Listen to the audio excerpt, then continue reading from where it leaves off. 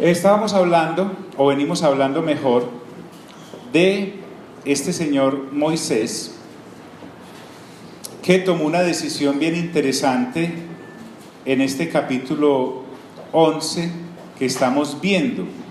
Dice la Escritura que por la fe Moisés, hecho ya grande, rehusó llamarse hijo de la hija de Faraón, escogiendo antes ser maltratado con el pueblo de Dios que gozar de los deleites temporales del pecado. No voy a andar en esto porque ya lo vimos, ahí está, en YouTube está, es la última clase que está montada.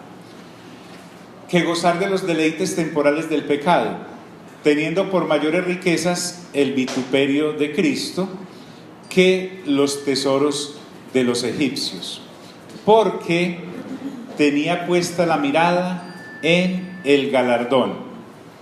Entonces ya vimos que el secreto para escapar de los encantos que el mundo nos ofrece con situaciones temporales, que no necesariamente tienen que ser pecado, porque en el capítulo 12 va a decir que nos despojemos de todo peso y del pecado que nos asedia. O sea que a nosotros no solamente nos retrasa en el correr el pecado, sino muchas cosas que son positivas, pero que no son útiles cuando uno está en una carrera. Entonces el secreto para escapar de los encantos del mundo, según lo que hemos podido deducir de Moisés, es que él estaba mirando lo suficientemente lejos, más allá de lo temporal, puesto los ojos en lo eterno, dándose cuenta que las cosas temporales, como las riquezas de los egipcios, que eran producto del pecado, como él los llamó, y ya vimos que son ilícitas no porque Faraón tuviese una ruta de narcotráfico, no, sino porque provienen del sistema caído, porque a raíz de que el hombre y la mujer caen, todo, absolutamente todo cayó en desgracia. Entonces por eso él habla de menospreciar eso que se le ofrecía, nosotros lo denominamos mundo. Entonces lo que Moisés hizo es que escogió entre lo que le ofrecía el pecado y lo que le ofrecía a Dios. ¿Recuerdan que tomó una decisión? Tomó la decisión de irse con el pueblo en vez de quedarse viviendo en palacio, y le hubiera ido muy bien allá, pero él puso la vista en lo eterno. Como no se trata de dejarnos deslumbrar por lo que Moisés hizo, sino avanzar en lo que el escritor a los hebreos quiere, que es avivar la fe o el don de la fe que los hebreos cristianos creyentes en Cristo Jesús de hace 2000 años necesitaban, porque en el capítulo 10 el escritor a los hebreos nos contó ya que les habían quitado sus bienes, habían sido llevados presos y además eran vituperados.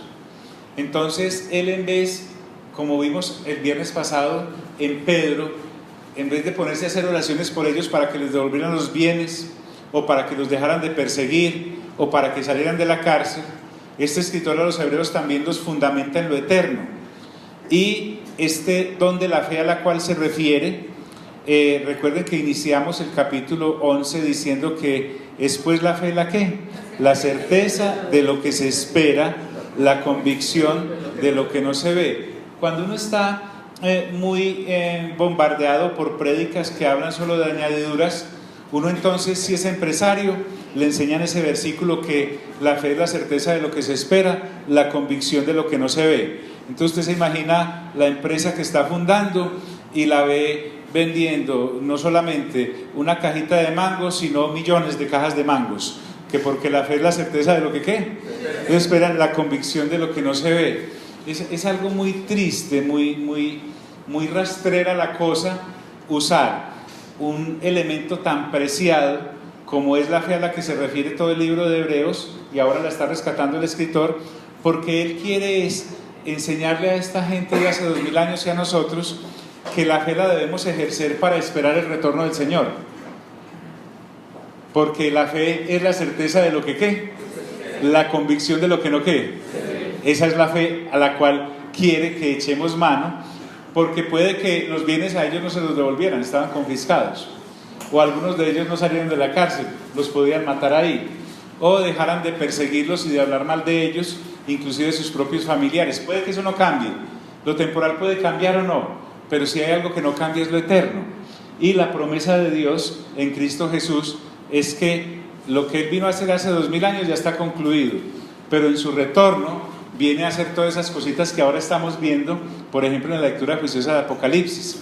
Entonces el enfoque acá es que Moisés tenía la mirada puesta en el galardón.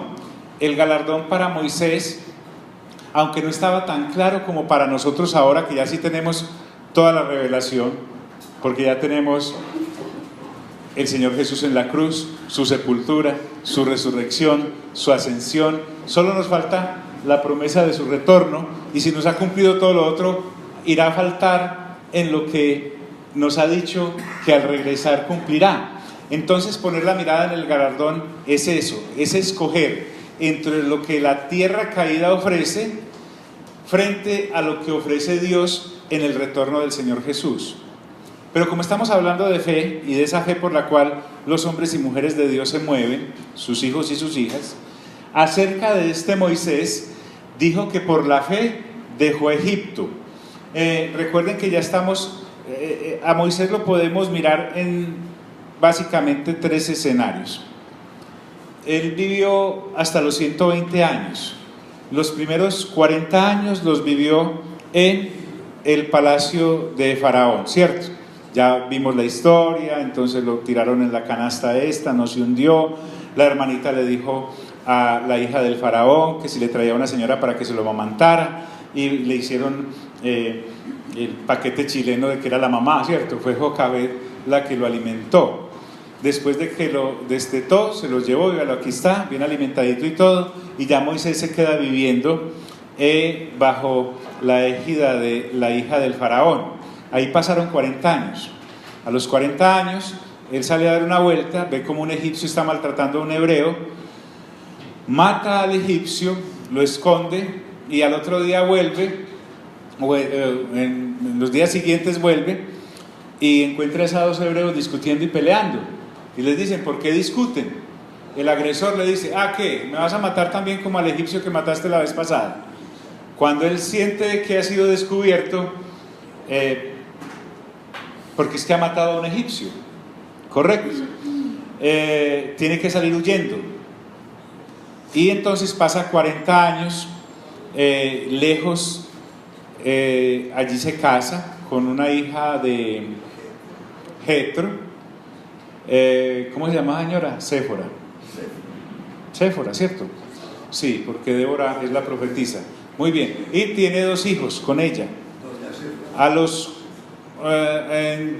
40 años, o sea, ya a los 80, él ve una zarza ardiendo, se arrima a ver cuál es el prodigio de la zarza esta, y entonces Dios le habla y le da la comisión de regresar al lugar de donde había salido huyendo. Por lo general el Señor siempre lo manda a uno donde salió corriendo, pero pueden pasar unos añitos, ojalá 40, Señor, ¿cierto? Entonces, por la fe él deja Egipto, ¿cierto? Aquí hay cuando él escoge, cuando Moisés escoge, mire que parece que hubiera hecho un mal negocio, porque al dejar estos placeres y todas estas cosas que Egipto le reportaba, estaba dejando una vida de placer y escogió una vida de dolor. Y tan mal negociante, ¿no? Pero es que recuerden que él tenía la mirada puesta ¿en qué? En el galardón. Escogió entre vivir una vida de pecado, porque es que realmente pues el palacio del faraón no era como para hacer retiros espirituales, por lo menos de la clase que una persona piadosa hace. Entonces cortó con el pecado y escoge la vida de piedad. Nuevamente acepta que Jocabed es su mamá y no la hija del faraón. Ahí hay una escogencia también. Como él dice que se escogió el vituperio de Cristo, ¿cierto? Entonces escoge entre Cristo y el mundo. Lo que quiero decir es que la fe siempre te llevará a escoger. Es más, escogió entre la riqueza y la pobreza, se fue hacia la pobreza. Porque recuerden que es que Moisés no llegó a los pies del Señor porque hizo un mal negocio, se metió en una pirámide y lo tumbaron. No. Él llegó en el curubito como tal. No llegó ni por una enfermedad ni nada de eso, sino que él tomó en cuenta y analizó. La fe no es ciega, la fe es la que nos abre los ojos. Escogió entre vivir en ese desierto y posiblemente haber estado sentado en el trono, porque por ser hijo de la hija de Faraón entraba en el orden de la sucesión. Pero lo que más importante puede uno observar es que Moisés escogió entre lo eterno y lo temporal. Y cuando tú escoges entre lo eterno y lo temporal, cualquier luz maravillosa que el sistema te ofrezca se ve opaca frente al galardón que se recibe. En este caso, por ejemplo, por la fe, él deja Egipto, pero también hubo una decisión interna, porque no lo hizo, y al dejar Egipto no estaba temiendo la ira del rey. Les recuerdo nuevamente, no estamos de afán. A los 40 huye, pero a los 80 más maduro, porque la fe los lleva a uno en un proceso de madurez. Si yo soy la misma persona bichecita, si yo digo que conozco al Señor hace 40 años, pero sigo siendo el mismo del primer año, algo pasó ahí en el proceso de crecimiento. Moisés a los 40 era uno. Recuerden que Hechos de los Apóstoles es muy interesante porque dice que a los 40 años, cuando Moisés mata al egipcio, él creyó que el pueblo entendería que Dios los liberaría por su mano. Pero es tan lindo Lucas que dice, pero el pueblo no lo entendió así. Entonces, pero pasados 40 años, ya sí era el tiempo. El hecho de que Dios te aparte no significa que de una vez, venga, vamos, arranquemos. No, a David le ocurrió más o menos lo mismo. Eso fue un acto hermoso. Isaí y los hijos de Isaí estaban ahí presentes. Llegó el profeta Samuel y derrama el aceite del cuerno sobre David y habla cosas hermosas. Y uno dice, no, pues de ahí para el palacio, Saúl que vaya desocupando. No, le tocó salir corriendo aproximadamente más de una década, porque es que Saúl tampoco lo entendió así. Entonces, entre los 40 y los 80, el carácter de Moisés ha madurado, inclusive ha dejado de ser pretencioso, porque recuerde cuando Dios los llama, aunque la Biblia dice en Hechos que Moisés era poderoso en palabra y en obras por haber sido en aquellos 40 años en Egipto, aquí ya encontramos una persona que tartamudea, se le olvidó hasta hablar, la elocuencia, ya los discursos no eran tan pomposos. Ahora, ¿por qué dice que no temió la ira del rey? Porque la fe no es para personas medrosas. La fe hace al ser humano valiente, pero en las cosas de él. No estamos hablando de la persona que hace proezas para impresionar. No, la fe te hace adquirir valía delante de Dios, así el resto del planeta te menosprecia. Por eso es que cuando no tenemos puestas los ojos sobre lo que no se ve, definitivamente vamos a tener puestos los ojos sobre lo que sí se ve. Y una de las cosas hermosas que Dios le dice a Samuel, el profeta, del cual dice la Biblia, ni una sola palabra cayó al piso porque Dios lo respaldaba en todo, es que Samuel, cuando vio al primer hermano de David, dijo, este es el rey, es que mírenle la apariencia, que ese no es, le dijo Dios. Cuando le mostraron el segundo, porque toda la familia todos eran como bonitos, dijo, este sí es. Y así se fue yendo hasta el último, hasta que dijo, hombre Isaí, usted no tiene, no traje, no me funciona hoy el discernimiento. ¿Tiene más hijos por ahí? Sí, uno que tengo cuidando, y lo manda a traer. Pero la Biblia aclara que Dios le dice a Samuel, Samuel, es que yo pongo los ojos ¿en dónde? Adentro. Dios siempre mira lo que el ser humano no ve. Entonces, esta fe en acción es la que saca a Moisés de Egipto. No fue la valentía de Moisés. Es decir, el Israel de hace 2000 años cristiano, al cual está siendo escrita la carta a los hebreos, no se hubiera liberado sin la fe de los que creían. Es decir, ¿cuántas personas creen que aproximadamente salieron de Egipto con Moisés? La Biblia dice que ¿cuántas? 600 hombres, pongámoslo a todos casaditos, 600.000 mujeres, pongámosle de hijito, 600.000 hijos, pongámosle 1.800.000 personas. Pero esos salieron por la fe que ese 1.800.000 tenían. ¿Cuál fe fue la que se movió ahí? La de Moisés, la de un hombre obedeciéndole a Dios, porque hasta cuando hizo la junta los ancianos dijeron: nosotros no vamos. ¿Recuerdan eso? La fe no es de juntas. Bien, entonces Israel no se hubiera liberado sin la fe en acción que Dios le dio a Moisés, porque algo que ocurre con la duda es que la duda en nada beneficia el caminar del pueblo de Dios, siempre lo atrasa. La duda siempre atrasa al pueblo de Dios, los que dudan. Entonces, y si a eso le sumamos que la fe siempre hará enojar a alguien. Ustedes que recuerdan cuando Moisés fue a decirle a Faraón: nos vamos. Moisés dijo: qué alegría, qué bueno, ¿qué necesitan? ¿En qué les puedo ayudar? Mandémoslos en buses climatizados. ¿Qué hizo Faraón?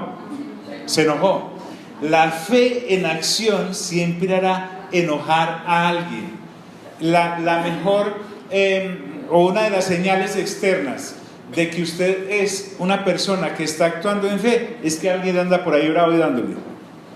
Si usted tiene a todo el mundo contento, está dándole gusto a los hombres, sino ¿a quién? A Dios. Ahora, esto no nos hace una serie de renegados que hacen lo que nos da la gana. No, Moisés salió porque le estaba obedeciendo ¿a quién?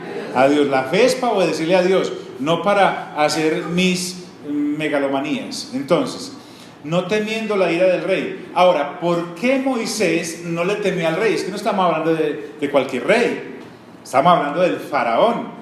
Es el líder mundial de la época. Lo que se dice por la boca del faraón se cumple y se hace. Además que, como todo rey apartado de Dios, se cree Dios. Este también se creía a Dios. ¿Cómo fue que Moisés no le temió a la ira del rey? Porque tenía puestos los ojos en otra persona. Dice: porque se sostuvo como viendo ¿a quién?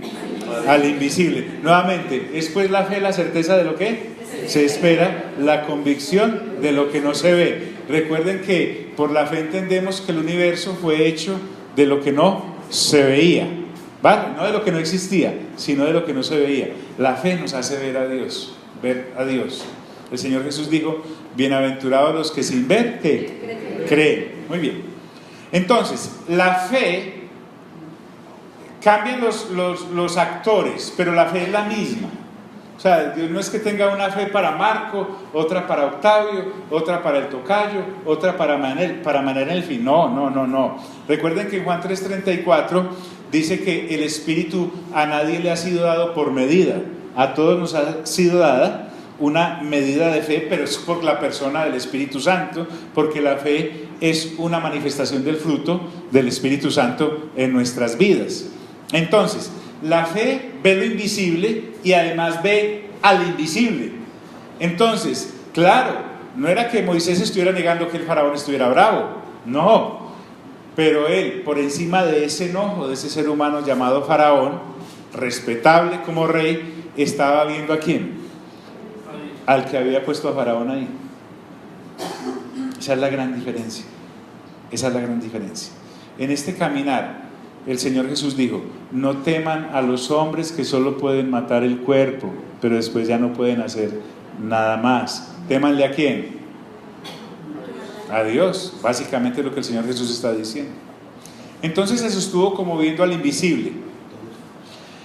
Ahora nos trae un evento que me voy a tomar la libertad, con ustedes tan ocupados, de que lo leamos juntos, porque es que es un evento maravilloso en el cual vemos la fe en acción. Acompáñenme a Éxodo capítulo 12, por favor.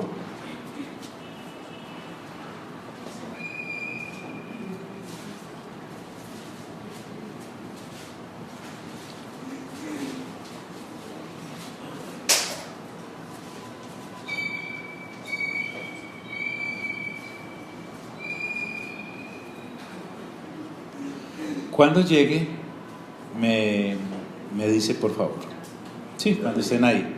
Quiero que lo leamos juntos. ¿Ya? Éxodo capítulo 12. Voy a ir rapidito. En Egipto, el Señor habló con Moisés y Aarón y les dijo: este mes será para ustedes el más importante, pues será el primer mes del año. Hablen con toda la comunidad de Israel y díganles que el día 10º de este mes todos ustedes tomarán un cordero por familia, uno por cada casa. Si alguna familia es demasiado pequeña para comerse un cordero entero, deberá compartirlo con los vecinos más cercanos, teniendo en cuenta el número de personas que sean y las raciones de cordero que se necesiten, según lo que cada persona haya de comer. El animal que se escoja puede ser un cordero o un cabrito de 1 año y sin defecto, al que cuidarán hasta el 14 del mes, día en que la comunidad de Israel en pleno lo sacrificará al caer la noche. Tomarán luego un poco de sangre y la untarán en los 2 postes y en el dintel de cada puerta de la casa donde coman el cordero. Deberán comer la carne esa misma noche, asada al fuego y acompañada de hierbas amargas y pan sin levadura. No deberán comerla cruda ni hervida, sino asada al fuego, junto con la cabeza, las patas y los intestinos. Y no deben dejar nada. En caso de que algo quede, lo quemarán al día siguiente. Comerán el cordero de este modo: 2 puntos. Con el manto ceñido a la cintura, con las sandalias puestas, con la vara en la mano y deprisa. Se trata de la Pascua del Señor. Esa misma noche pasaré por todo Egipto y heriré de muerte a todos los primogénitos, tanto de personas como de animales, y ejecutaré mi sentencia contra los dioses de Egipto. Yo soy el Señor. La sangre servirá para señalar las casas donde ustedes se encuentren, pues al verla pasaré de largo. Así, cuando hiera yo de muerte a los egipcios, no los tocará a ustedes ninguna plaga destructora. Este es un día que por ley deberán conmemorar siempre. Es una fiesta en honor del Señor, y las generaciones futuras deberán celebrarla. Durante 7 días comerán pan sin levadura, de modo que deben retirar de sus casas la levadura el primer día. Todo el que coma algo con levadura desde el día 1 hasta el 7 será eliminado de Israel. Celebrarán una reunión solemne el día 1 y otra el día 7. En todo ese tiempo no harán ningún trabajo, excepto preparar los alimentos que cada uno haya de comer. Solo eso podrán hacer.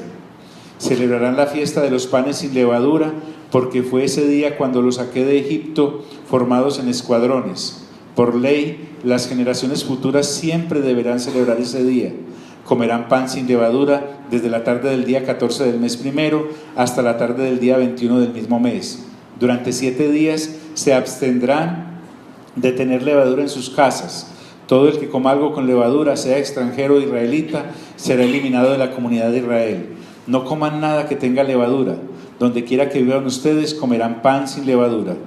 Convocó entonces Moisés a todos los ancianos israelitas y les dijo: vayan enseguida a sus rebaños, escojan el cordero para sus respectivas familias y mátenlo para celebrar la Pascua. Tomen luego un manojo de hisopo, mójenlo en la sangre recogida en la palangana, unten de sangre el dintel y los 2 postes de la puerta, y no se salga ninguno de ustedes de su casa hasta la mañana siguiente. Cuando el Señor pase por el país para herir de muerte a los egipcios, verá la sangre en el dintel y en los postes de la puerta, y pasará de largo por esa casa. No permitirá el Señor que el ángel exterminador entre en las casas de ustedes y los hiera. Obedezcan estas instrucciones, será una ley perpetua para ustedes y para sus hijos. Cuando entren en la tierra que el Señor ha prometido darles, ustedes seguirán celebrando esta ceremonia, y cuando sus hijos les pregunten qué significa para ustedes esta ceremonia, les responderán: este es el sacrificio de la Pascua del Señor, que en Egipto pasó de largo por las casas israelitas. Hirió de muerte a los egipcios, pero en nuestras familias les salvó la vida. Al oír esto, los israelitas se inclinaron y adoraron al Señor, y fueron y cumplieron al pie de la letra lo que el Señor les había ordenado a Moisés y a Aarón. A medianoche el Señor hirió de muerte a todos los primogénitos egipcios, desde el primogénito del faraón en el trono hasta el primogénito del preso en la cárcel, así como a las primeras crías de todo el ganado. Todos en Egipto se levantaron esa noche, lo mismo el faraón que sus funcionarios, y hubo grandes lamentos en el país. No había una sola casa egipcia donde no hubiera algún muerto. Esa misma noche mandó a llamar el faraón a Moisés y a Aarón y les ordenó: largo de aquí, aléjense de mi pueblo ustedes y los israelitas, vayan a adorar al Señor como lo han estado pidiendo, llévense también sus rebaños y sus ganados como lo han pedido, pero váyanse ya, que para mí será una bendición. El pueblo egipcio, por su parte, instaba a los israelitas a que abandonaran pronto el país, de lo contrario, decían, podemos darnos por muertos. Entonces los israelitas tomaron la arteza de masa todavía sin leudar, y luego de envolverlas en sus ropas, se las echaron al hombro. Después, siguiendo las instrucciones de Moisés, pidieron a los egipcios que les dieran objetos de oro y plata y también ropa. El Señor hizo que los egipcios vieran con buenos ojos a los israelitas, así que les dieron todo lo que les pedían. De este modo los israelitas despojaron por completo a los egipcios. Los israelitas partieron de Ramsés en dirección a Sucot, sin contar a las mujeres y a los niños. Eran unos 600,000 hombres de pie. Con ellos salió también gente de toda Laya. Esos pegajosos siempre están. Ese fue un comentario mío. Y grandes manadas de ganado, tanto de ovejas como de varas. Con la masa que sacaron de Egipto cocieron panes sin levadura, pues la masa aún no había fermentado. Como los echaron de Egipto, no tuvieron tiempo de preparar comida. Los israelitas habían vivido en Egipto 430 años. Precisamente el día en que se cumplían los 430 años, todos los escuadrones del Señor salieron de Egipto. Aquella noche el Señor la pasó en vela para sacar a Egipto a los israelitas. Por eso también las generaciones futuras de israelitas deberán pasar la noche en vela en honor al Señor. El Señor le dijo a Moisés y a Aarón: estas son las normas de la Pascua, ningún extranjero podrá participar de ella. Podrán participar de ella todos los esclavos que hayas comprado con tu dinero, siempre y cuando los hayas circuncidado antes. Ningún residente temporal ni trabajador a sueldo podrá participar de ella. La Pascua deberá comerse en casa y de allí no se sacará ni un solo pedazo de carne. Tampoco se le quebrará ningún hueso al animal sacrificado. Toda la comunidad de Israel debe celebrar la Pascua. Todo extranjero que viva entre ustedes y quiera celebrar la Pascua del Señor deberá primero circuncidar a todos los varones de su familia. Solo entonces podrá participar de la Pascua como si fuera nativo del país. Ningún incircunciso podrá participar de ella. La misma ley se aplicará al nativo y al extranjero que viva entre ustedes.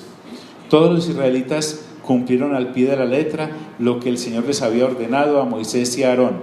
Ese mismo día el Señor sacó de Egipto a los israelitas, escuadrón por escuadrón. ¿Por qué me tomé la libertad de leerles esto, mis amigos y mis amigas?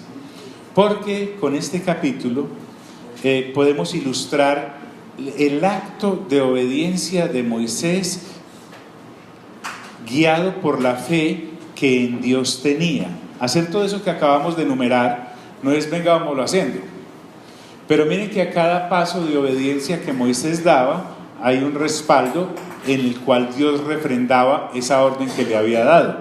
Ahí acabamos de pasar por 51 versículos y tenemos un cerro de muertos, todos primogénitos, de animales, de gente, etc. Entonces, toda esta gente que vivió en Egipto y que no salió con Moisés, se fue a la perdición eterna. O sea, lo que el escritor a los Hebreos quiere no es ensalzar a Moisés, sino recordarle a esos hebreos de hace 2000 años que creían en Cristo Jesús y que estaban siendo perseguidos, que la fe es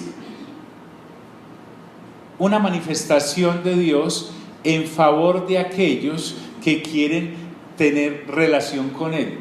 Porque ya leímos por allá en el 11 de Hebreos que sin fe es ¿qué? Imagínate, sin fe es imposible agradar a Dios.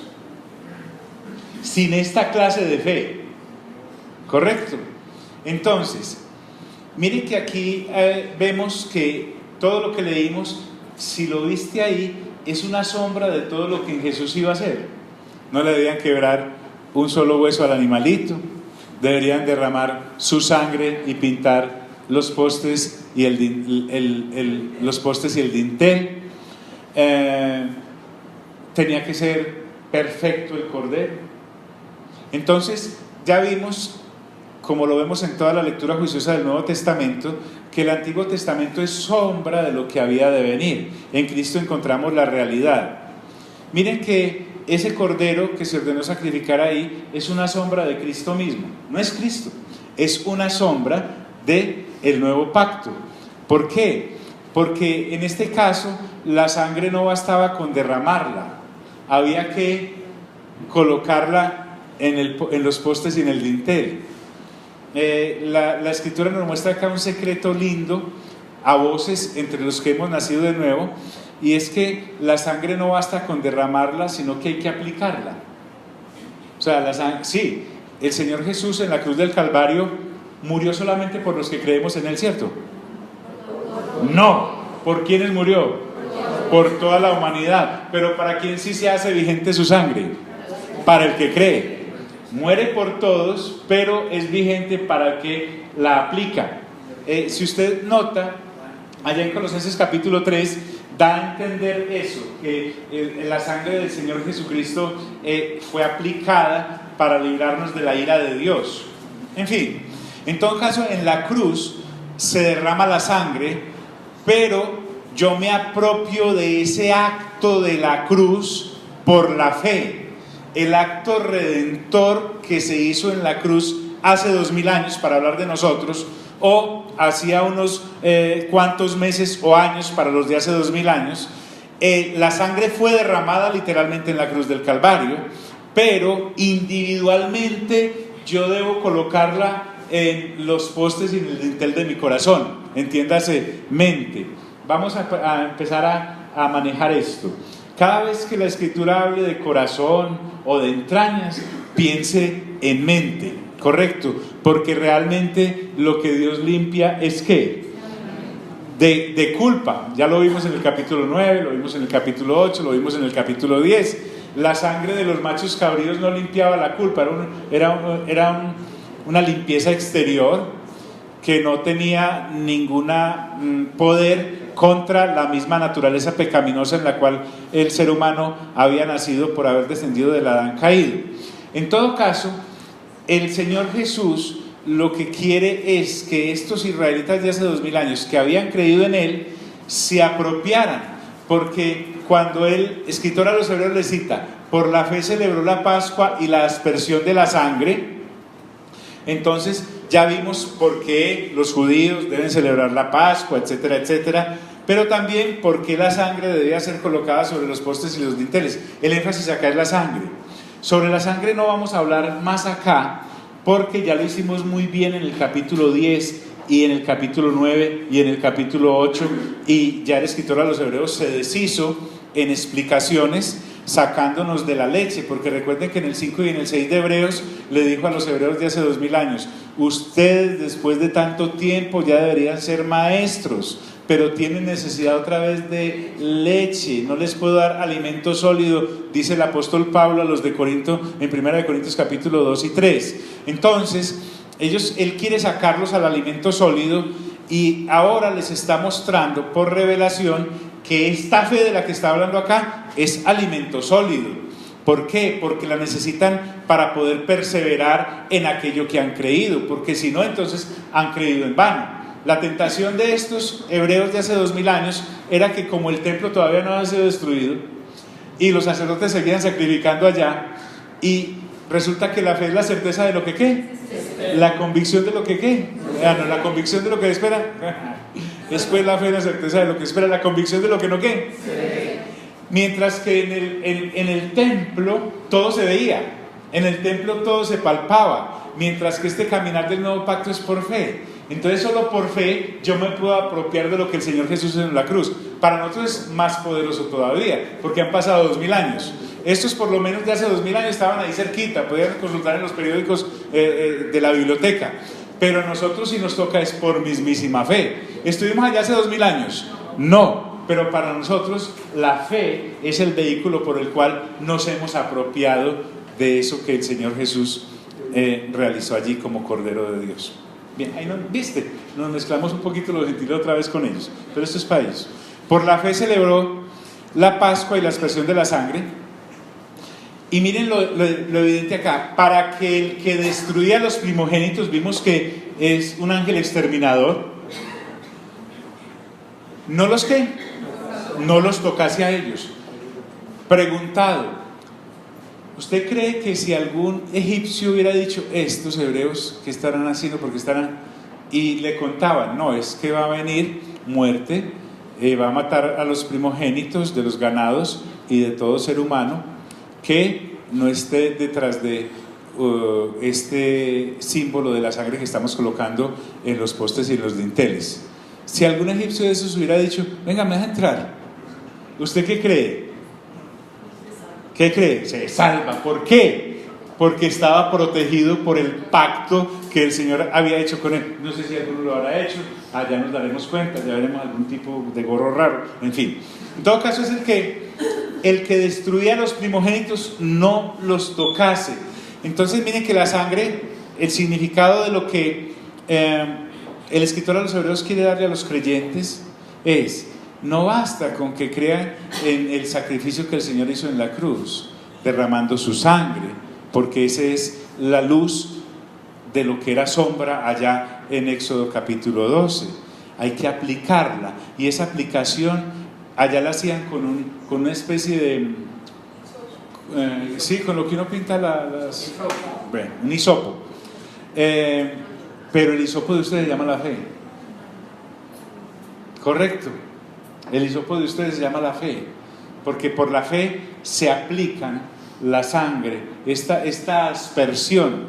Entonces la sangre es aspergida cuando por la fe yo me apropio de la sangre derramada.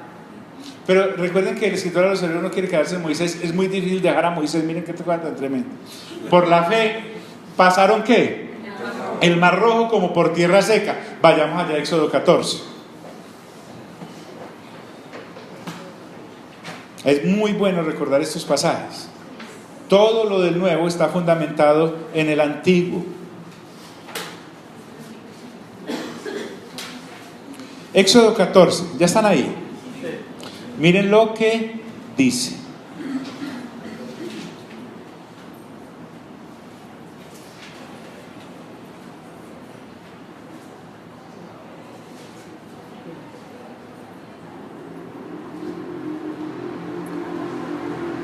El Señor habló con Moisés y le dijo: ordénales a los israelitas que regresen y acampen frente a Pi-Hahirot, entre Migdol y el mar, que acampen junto al mar, frente a Baal-Zephón. El faraón va a pensar, 2 puntos: los israelitas andan perdidos en esa tierra, el desierto los tiene acorralados.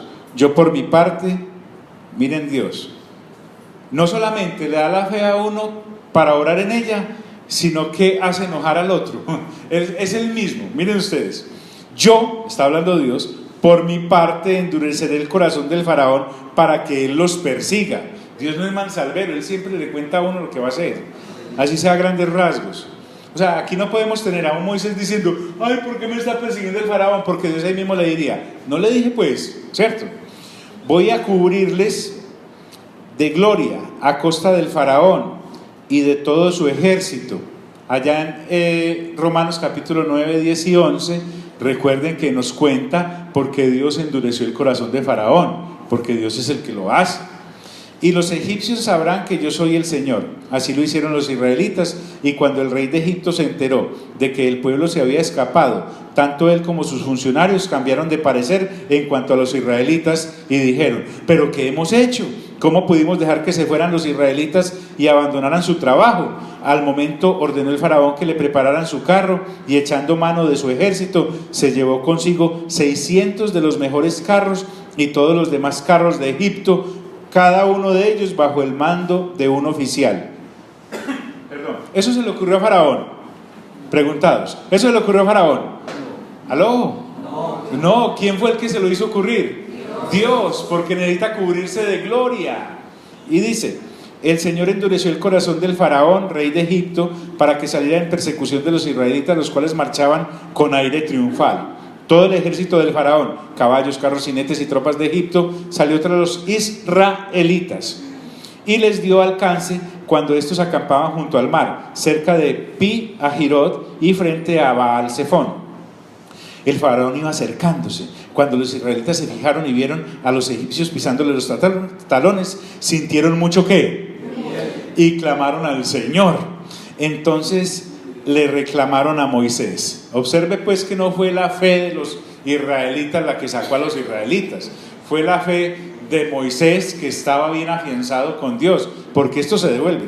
Mire lo que le dice una persona llena de miedo. Es que definitivamente lo mejor que uno podría cargar en momentos de miedo sería un esparadrapo y una tusa. Se mete la tusa en la boca y se la cierra con esparadrapo, porque mire lo que van a decir. Observe lo que van a decir.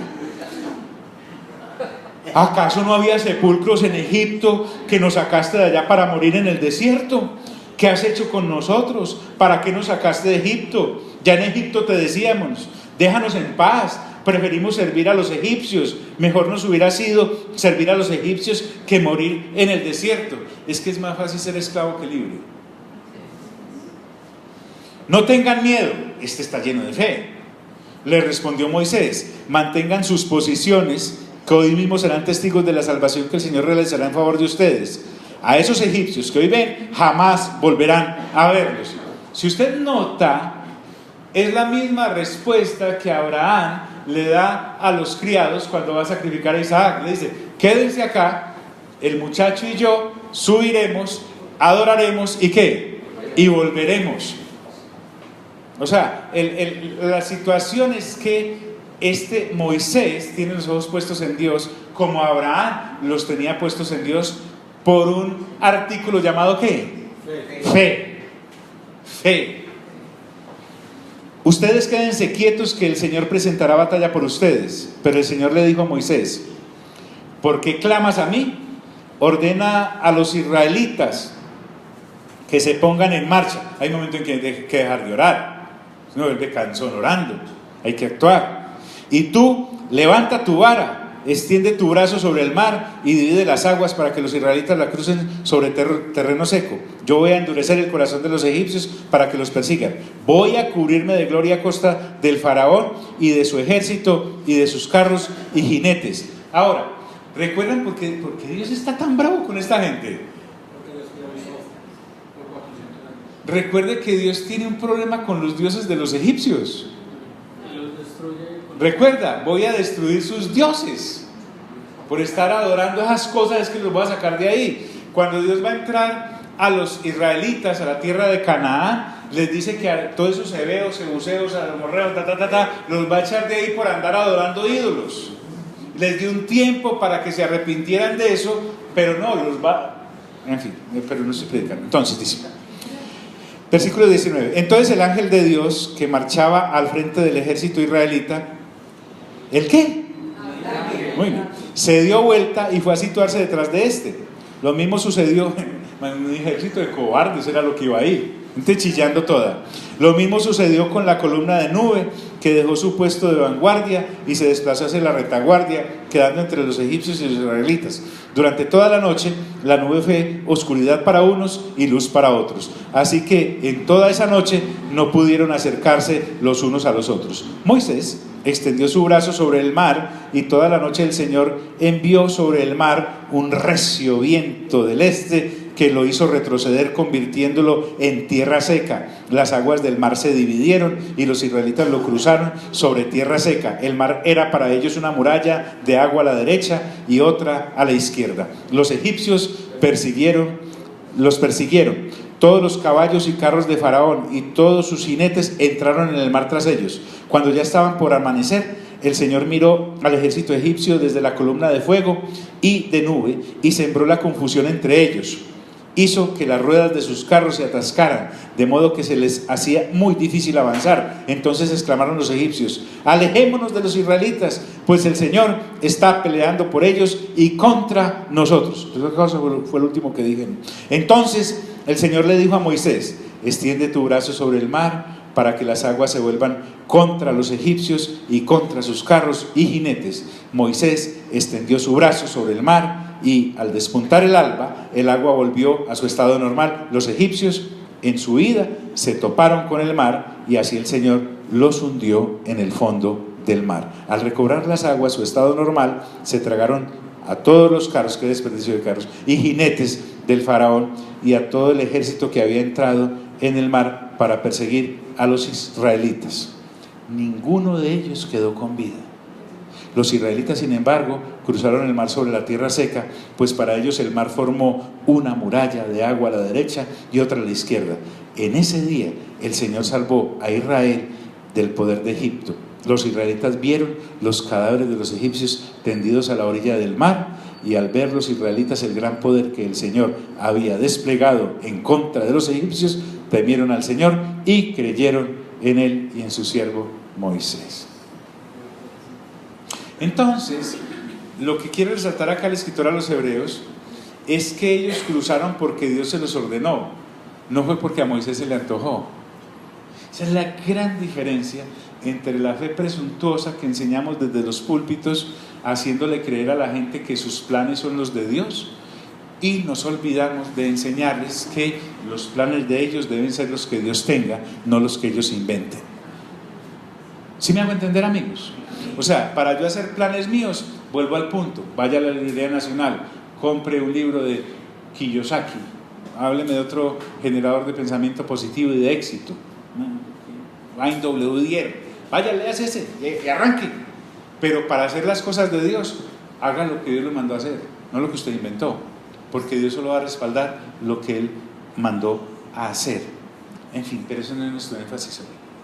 ¿Qué ocurrió? Lo que es vida para unos, cuando obra por fe, es muerte para otros. Porque el escritor a los hebreos dice: e intentando los egipcios hacer lo mismo. Analicemos. ¿Qué les faltó a los egipcios que los hebreos sí tenían? Primero, ¿qué? Primero, ¿quién? Mejor, Dios. Porque ellos tenían dioses suficientes para cada cosa, ¿no? Ahora sí, ¿qué más les faltó? Fe. Ellos no tenían fe. Ellos no tenían fe. Estos estaban obedeciendo a Dios. Estos egipcios estaban atacando lo que Dios había mandado hacer. Ahora no entremos en el dilema entonces de por qué Dios les endureció el corazón. Esas son cosas de Dios. Entonces, e intentando los egipcios hacer lo mismo, dice, fueron ahogados. Entonces perecieron. Yo creo que nosotros necesitamos urgentemente volver a escuchar Hebreos. Yo les animaría a que entren a la página de YouTube y volvamos a tomar el hilo de los, ¿cuántos que vimos? Las 30 charlas que hay más o menos, para que observemos que el Espíritu Santo, explicándole a estos creyentes judíos su relación con el Padre, con el Hijo y con el Espíritu Santo. El asunto de los hebreos como tal no era que no creyeran que había un Cristo o un Mesías. El rollo de ellos era que no creían que Jesús era el Mesías. Esta carta a los hebreos está escrita a judíos que sí creían que Jesús era el Mesías, y el escritor a los hebreos está afianzándonos en la fe, pero los está llevando a la parte sublime de entender el nuevo pacto, porque a ellos les quedaba muy difícil. Recuerden que cuando iniciamos Hebreos les dije que nos teníamos que sacar de la cabeza el concepto que, como nosotros gentiles de este siglo tenemos de sacerdocio, que nos arranca en el siglo III después de Cristo, mediante un acto histrónico de un emperador que fundó X religión. Nada tiene que ver el sacerdocio ni sus sacrificios con este sacerdocio de Aarón y sus sacrificios. Entonces el escritor a los hebreos tiene que mostrarle a estos hebreos por qué tenían que desmontar un sacerdocio que sí había sido ordenado por Dios, el de Aarón, unos sacrificios que sí habían sido ordenados por Dios, los de los animales, una ley que sí había sido dada por Dios en el monte Sinaí a Moisés, una tierra prometida que sí le ordenó a Josué entregárselas porque Moisés no pudo entrar a ella. Entonces, lo que nosotros tenemos que hacer, nosotros, es sáquele el tiempo. A esto hay que sacarle tiempo, ¿sí? No es solamente venir una vez a la semana o dos.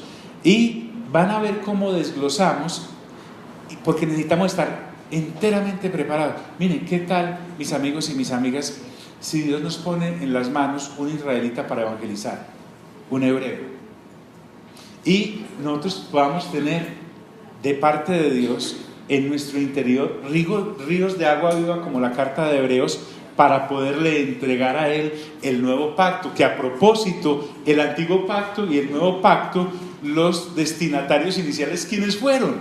Los mismos hebreos. Como les digo, nosotros entramos ahí de soslayo, pero no solamente por ellos, sino por nosotros, porque aunque la carta fue escrita para creyentes hebreos cristianos, nos sirve toneladas a nosotros creyentes gentiles cristianos. Voy a orar. Padre, gracias por este tiempo especial en el que nos has permitido estar acá, renovando entendimiento basados en tu palabra. Nosotros estamos avanzando, Señor, en esta lectura juiciosa juntos de lo que es la carta a los hebreos. Te pedimos que nos des, como dijo Pablo en su momento, espíritu de sabiduría y revelación, pero también, Señor, que nos des el privilegio de ser fortalecidos en nuestro ser interior, para que habite Cristo plenamente en nosotros y podamos dar fiel testimonio de aquellos y aquellas que nos traigas, para que seamos como Cifra y Fúa, las parteras que traían a luz a los hijos de los israelitas y de las israelitas y no los mataban.